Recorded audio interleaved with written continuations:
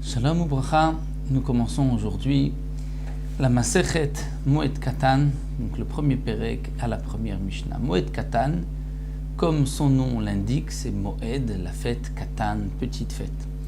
C'est-à-dire que nous allons parler dans cette Masechet de Moed Katan, de Chol HaMoed, de la demi-fête. À Pesach et à Sukkot.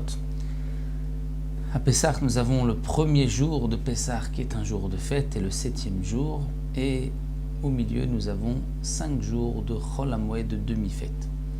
Pour Sukkot, c'est le premier jour et le 8e jour qui sont des jours de fête. Et donc nous avons au milieu 6 jours de Chol HaMoed. Donc ça c'est pour Eretz Israël et pour Chutz La'aretz, bien sûr, puisqu'on rajoute un premier jour de Yom Tov en plus. Donc il y a un jour de moins de Chol HaMoed. Chol HaMoed, nous allons voir qu'il est interdit de travailler pendant Chol HaMoed. Et la Gemara nous rapporte dans Masechet Chagiga un passouk où c'est marqué que pendant 6 jours, vous mangerez des matzot. Et le 7e jour, c'est un jour de Atzeret, d'arrêt, un jour chômé. Et donc, nous apprenons de là, de la même manière que le 7e jour, nous n'avons pas le droit de travailler. Donc le 6 premiers jours non plus. Les 6 autres jours, nous n'avons pas le droit de travailler. Alors, la Gemara poursuit, si le 7e jour, qui est un jour de fête, un Yom Tov, on ne peut pas du tout travailler, aucune melacha, est-ce que les 6 jours aussi, on ne pourra pas travailler pendant Chol HaMoed?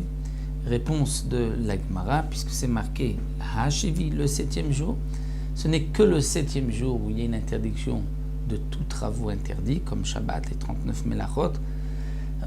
Les autres jours de Chol HaMoed ne sont pas interdits de toutes les melachot. Quelles sont les melachot qui sont permises, quelles sont celles qui sont interdites?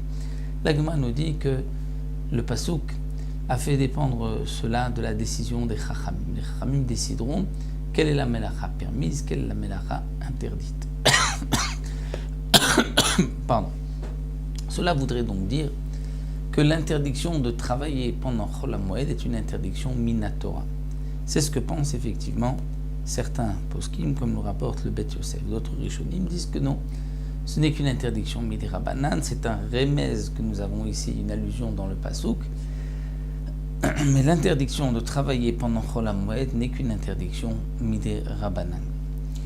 Donc de toutes les manières, midirabanan ou deoraita, puisqu'il y a une interdiction de travailler, nous allons développer dans les Mishnayot de cette Masechet qu'est-ce qui est permis de faire, qu'est-ce qui est interdit de faire pendant Chol HaMoed.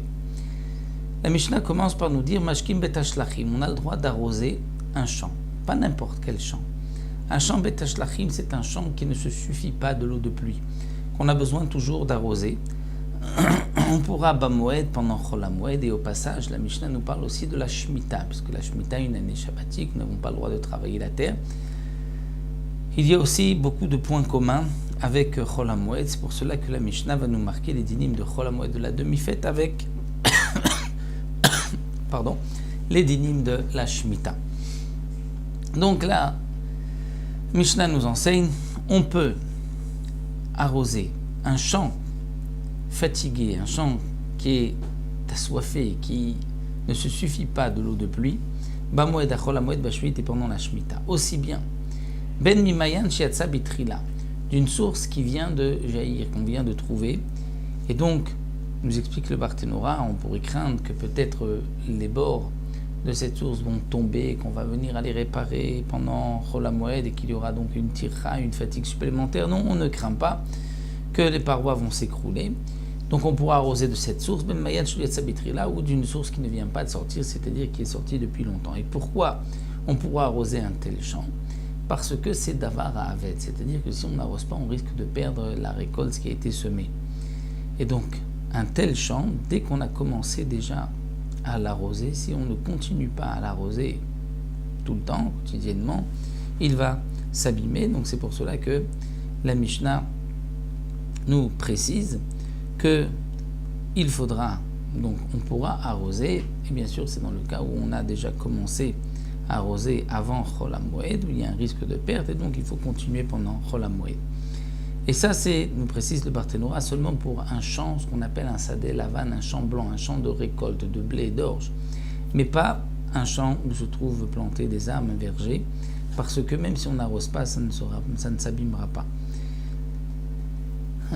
Pour la Shemitah, précise le Barthénora, en vérité, on a le droit d'arroser même un champ qui se suffit à l'eau de pluie. Et donc, ce qui est marqué dans la Mishnah qu'on peut arroser uniquement un champ qui ne se suffit pas à l'eau de pluie, ça c'est pour Chol HaMoed.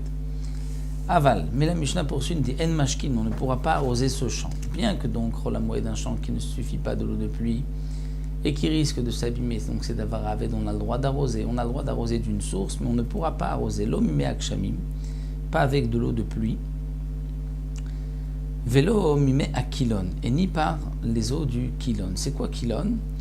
C'est un puits où il y a de l'eau de pluie qui est rassemblée dans ce trou, dans ce puits. Et là, il y a une tira, une fatigue particulière de puiser cette eau. Et donc les Chachamim ont interdit de puiser de l'eau d'un puits où il y a de l'eau de pluie parce qu'il y a une tira pendant Chol HaMoed. Et donc à cause de cela, les Chachamim ont fait aussi une autre gzera, ont interdit d'arroser avec l'eau de pluie, de peur qu'on va utiliser l'eau de pluie qui se trouve dans un puits. Donc c'est pour cela que la Mishnah nous dit on ne pourra pas arroser avec de l'eau de pluie. Ven aussi mugiot la gefanim, un dernier point, on ne pourra pas faire ugiot. Ugiot, c'est-à-dire creuser autour des gefanim, autour des vignes, autour des oliviers, afin que ceux-ci se remplissent d'eau. Donc ça c'est interdit, c'est une tira supplémentaire pendant Chol HaMoed, une fatigue supplémentaire qui n'est pas vraiment nécessaire. Et ça, les Chachamim ont interdit. Donc voici pour la première Mishnah. Déjà, donc, nous avons vu que d'avoir avec quelque chose qui risque de s'abîmer, c'est permis pendant Chol HaMoed, donc d'arroser le champ, bien qu'il pourrait y avoir une fatigue, une tira. Ce n'est pas interdit lorsque le champ risque de s'abîmer. Mais si le champ ne va pas s'abîmer, donc comme l'a vu, là, on ne pourra pas arroser pendant Chol HaMoed.